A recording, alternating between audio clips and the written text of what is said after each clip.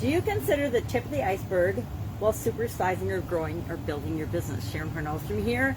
Our idiom today is the tip of the iceberg. I know we've talked about this one before. It comes, of course, in the early 20th century. Probably contributed to the fact that the Titanic, the maiden voyage, struck an iceberg on April 15th, 1912, and sunk. Now, this, according to survivors of that particular incident, the iceberg that they saw was probably 100 or 200 feet high, the one that it hit, but underground it was probably between 400 and 800 more feet that we don't see, because the part of the iceberg that's under the water is called the bummock. The part of the iceberg that's above the water is called the hummock. I just learned that today. I thought that was interesting. And it's about a 1-to-9 ratio, or 1/10 of the iceberg is visible usually, and the other 9/10 is invisible. It's under the water, so we don't see it. There's all kinds of questions about why does that happen? Well, because the iceberg is less dense than the water, therefore it floats. That's why things float. So, do you use this knowledge and this theory, actually attributed to Ernest Hemingway, the author?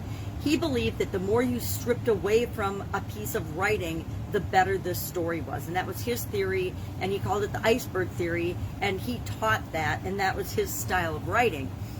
And so he's attributed with the whole iceberg theory and the iceberg quote things, and there's a lot of them. I mean, this is one that is so related to our businesses, because anytime we're doing something, anything in life, but especially when we're growing and building and supersizing or starting our businesses and growing them, we only see a teeny tiny bit of what's really going on in our business, in our industry, in the world.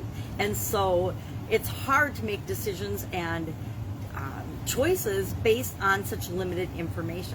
So how do we go about, and how do you go about finding the information you need to make the best possible decisions as you're growing and building your business? Well, I say you do your research, you always do your homework, knowing that in addition to everything you find out, there will always be about 9/10 unknown, about, the vast majority of what we look for and ask questions about, it's unknown or unknowable. And we just have to be willing to work with that level of risk and uncertainty as we're building and growing our business. Curious how you go about doing that. What do you do to reduce the risk, to reduce the feelings of uncertainty when you're making choices and decisions for your business? I have different strategies that I use.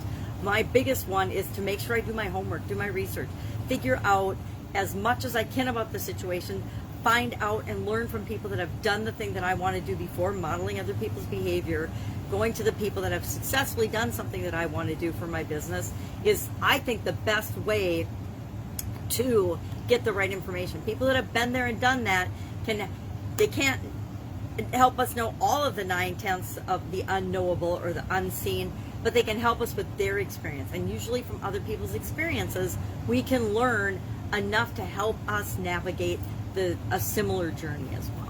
So I personally really like this idiom. I think it's an awesome one. It reminds me to keep simplifying, which I really appreciate Ernest Hemingway for doing and sharing it this way, to keep simplifying, because a lot of what we don't know, a lot of the unknowable, really just doesn't matter. It overcomplicates our businesses, overcomplicates our lives, and it's not necessary. It's not adding value. It's not getting us where we want to go the fastest. It's not helping us to create and build and grow our business. So a lot of that 9/10 of the unknown and unknowable is also not important and unnecessary. When we keep that in mind, we're more able to make decisions, make choices, and move forward in our business. So curious, what's your experience with the tip of the iceberg? Have you used it? I guarantee I've used this in a lot of discussions with people and in analogies and in coaching to help them see the part of what they're seeing versus what they might need to be looking at. It's a great analogy. It's a great metaphor. Curious what you think about it. That's it. Have an absolutely awesome day, and I will, of course, be with you tomorrow with another interesting idiom about challenges and changes, what works, what doesn't, and how you might use it to grow and build your business. Any questions? Hit me up in the comments below. Otherwise, I'll be with you tomorrow.